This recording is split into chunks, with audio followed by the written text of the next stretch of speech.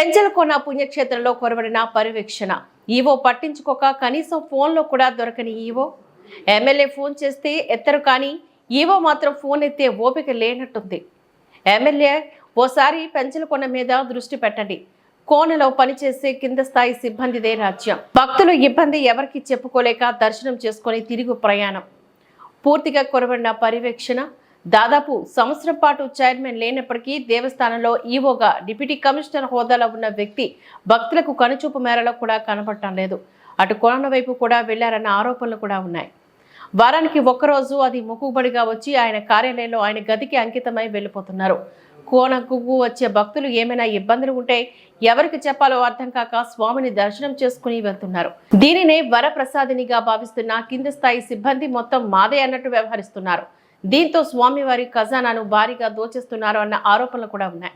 ఖర్చు చేసేది గోరంతా అయితే బిల్లులు మాత్రం భారీగా పెట్టుకుంటూ అవినీతికి తెరలేపారన్న ఆరోపణలు బలంగా వినిపిస్తున్నాయి.